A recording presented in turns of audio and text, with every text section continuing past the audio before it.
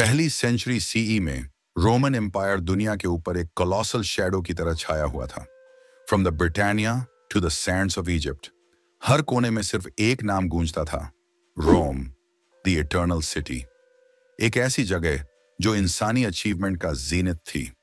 Colosseum के अंदर gladiators की तलवारों की गूंज और हजारों लोगों की चीयर्स हर रोज गूंजती थी।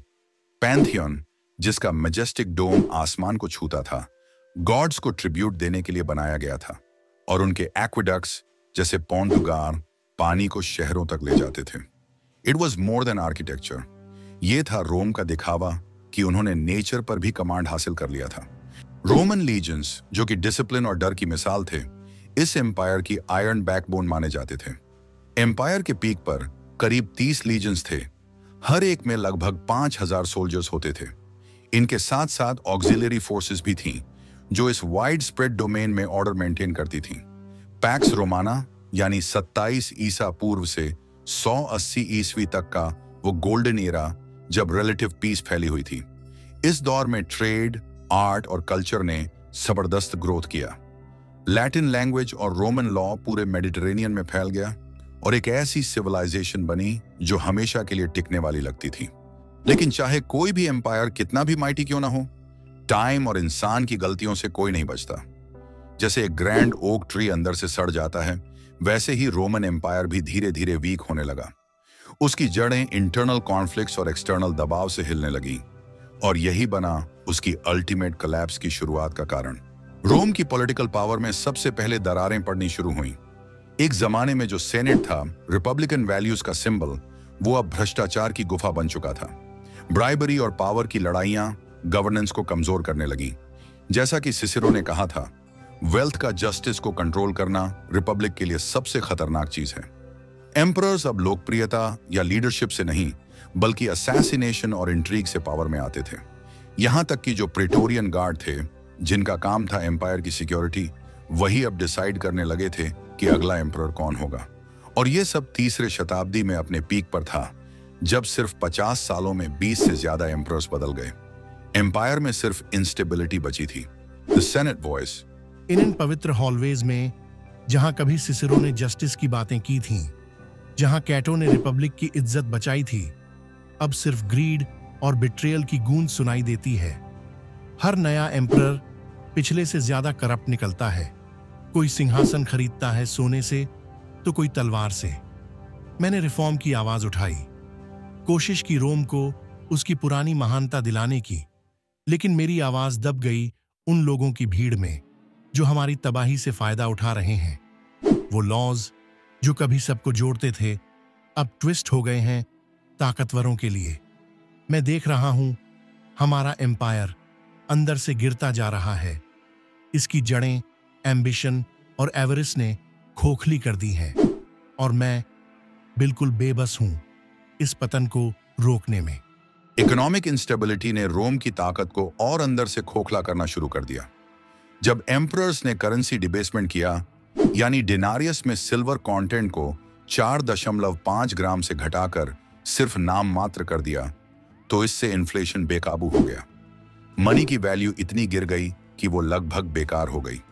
उधर हैवी टैक्सेशन ने आम लोगों की कमर तोड़ दी, और अमीर लोग अपने वेल्थ को बस छुपा के बैठ गए। रोम की इकोनॉमी का एक और कमजोर पहलू था स्लेव लेबर पर जरूरत से ज्यादा डिपेंडेंस। इसने इनोवेशन को मार दिया, और जब एग्रीकल्चर गिरने लगी, खाद्य संकट खड़ा हो गया। सोशल डिवाइड और पब्लिक अनरेस्ट बढ़ता गया। एम्पायर अंदर से टूटने लगा। कभी जो रोमन एम्पायर की सबसे बड़ी शान थी, उसकी विस्तार अब बन चुकी है उसकी सबसे बड़ी कमजोरी। एटलांटिक से लेकर यूफ्रेटिस तक फैला हुआ यह साम्राज्य अब इतना बड़ा हो चुका है कि इसे सही से संभालना नामुमकिन होता जा रहा है। मैसेजेस, ऑर्डर्स, मदद सब जगह देरी से पहुंचती है। जहां क्राइसिस होता है, वहां तक फौज पहुंचने में समय लग जाता है। इतनी लंबी सीमाएं हजारों मील में फैली हुई अब सुरक्षित रखना मुश्किल हो गया है।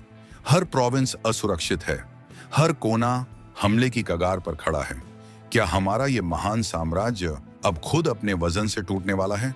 The citizens voice. मार्केट सुनसान है, सड़कों पर बस डर ही डर है। मेरे बच्चे रोटी के लिए रोते हैं, लेकिन मेरे पास कुछ भी नहीं है देने को। टैक्सेस हमारे हर एक सिक्के को निगल जाते हैं और गवर्नमेंट से कोई मदद नहीं आती। एक जमाने में डिनेरियस से एक लोफ ब्रेड मिल जाता था, अब तो बस धूल मिलती है। अमीर लोग अपनी विलास में छुपे बैठे हैं और हम भूख से मर रहे हैं। और अब बारबेरियंस हमारे गेट पर हैं। मुझे अपने बच्चों की जान का डर सता रहा है। क्या यही है हमारे इटर्नल सिटी का अंत? मैंने देवताओं से प्रार्थना की, लेकिन वो भी चुप हैं। अब कहां जाए जब पूरी दुनिया ही अराजकता में डूबी हुई है। और फिर आए बारबेरियन इन्वेजन्स, एक के बाद एक घाव रोम के कमजोर हो चुके डिफेंसेस पर। विजिगॉथ्स, वैंडल्स और हंस, इन जंगली कबीलों ने हमारी कमजोरियों का पूरा फायदा उठाया। 410 ईस्वी एलरिक के विजिगॉथ्स ने रोम को लूटा। 800 साल में पहली बार पूरी दुनिया हिल गई थी। सेंट जेरोम की वो चीख अब भी गूंजती है। जिस शहर ने पूरी दुनिया पर राज किया, अब खुद पर कब्जा कर लिया गया। हर हमला रोम को और कमजोर करता गया। रिसोर्सेज खत्म, मोराल टूट चुका था। एक महान सभ्यता अब अपने अंतिम अध्याय में थी। कभी जो रोमन मिलिट्री दुनिया की जलन हुआ करती थी, अब बिखरने लगी थी। रिक्रूटमेंट गिर चुका था। लोग सेना में जाने से कतराने लगे। एम्परर्स को बारबेरियन मर्सिनरीज पर निर्भर होना पड़ा, जो अक्सर न तो वफादार थे, न ही रोम के प्रति निष्ठावान। वेजेटियस ने ठीक ही लिखा था, सैनिक अब न आर्मर पहनते हैं, न ठीक से ट्रेनिंग लेते हैं। उधर इकोनॉमिक क्राइसिस ने और कमर तोड़ी। ना ढंग का इक्विपमेंट, ना ही पेंशन, सब कुछ टूटने लगा। और ऐसे में जब लीजन्स ही कमजोर हों, तो कौन बचाएगा एम्पायर की सीमाओं को? The soldiers voice. मैंने रोम की शान की रक्षा करने के लिए लीजन ज्वाइन किया था। ईगल स्टैंडर्ड के नीचे मार्च करना एक गर्व की बात थी। हम दुनिया की सबसे महान सेना थे, अपराजेय। लेकिन आज हमारी पंक्तियां कमजोर हैं। बख्तरभूषा जंग खा चुकी है और हमारी आत्मा टूट चुकी है। एड्रियानोपल की लड़ाई में मैंने हजारों भाइयों को मरते देखा। यहां तक कि सम्राट भी गॉथिक तलवारों से मारे गए। बारबेरियंस अब हमारे सीमाओं को पार कर रहे हैं और हम उन्हें रोक नहीं पा रहे। कहां है वो ताकत जिसने कभी दुनिया को झुका दिया था? मुझे अपने परिवार की चिंता है, अपने घर की फिक्र है। अगर रोम भी नहीं टिक सका, तो फिर हमारे लिए क्या उम्मीद बची है? चाहे रोमन एम्पायर 1000 साल पहले गिर चुका हो, उसकी लेगेसी आज भी जिंदा है। रोमन लॉ आज के कई देशों के लीगल सिस्टम्स की बुनियाद है। लैटिन ने जन्म दिया रोमेंस लैंग्वेजेस को, इटालियन, फ्रेंच, स्पेनिश, जो आज पूरी दुनिया में बोली जाती हैं। आर्चेस, डोम्स, कॉन्क्रीट, जो रोमन इंजीनियर्स ने बनाए, आज भी आर्किटेक्चर की आत्मा है। और रिपब्लिक का कॉन्सेप्ट रोम की ही देन है, जो आज की डेमोक्रेसीज की रगों में बहता है। जब हम आज की राजधानियों की सड़कों पर चलते हैं, हम उन्हीं रास्तों पर चल रहे होते हैं जो कभी रोमन हाथों ने बनाए थे, लिटरली और भावनात्मक रूप से भी। रोम का पतन एक अंत नहीं था, बल्कि एक परिवर्तन, एक टॉर्च का पास होना था, नई पीढ़ियों के लिए जो इस विरासत पर कुछ नया बना सकें। रोम को याद करना असल में मानव आत्मा की जीत को सलाम करना है, जो हमेशा बनाता है, शासित करता है और इतिहास पर अपनी अमिट छाप छोड़ता है। और बस इसी के साथ इस कहानी का एक पड़ाव पूरा हुआ। I wanted to try something different this time. कुछ नया, कुछ दिल से। अगर आपको ये नया अंदाज पसंद आया हो, तो सब्सक्राइब बटन पर जोर से दबाओ, लाइक करो और कमेंट में बताओ कि आपको कैसा लगा, क्योंकि आपकी राय मेरे लिए बहुत कीमती है। मैं वाकई चाहता हूं कि हर वीडियो के साथ कुछ बेहतर कर सकूं, और वो तभी मुमकिन है जब आप मेरे साथ खड़े हों। धन्यवाद इस सफर में साथ देने के लिए। लेकिन ये अंत नहीं है।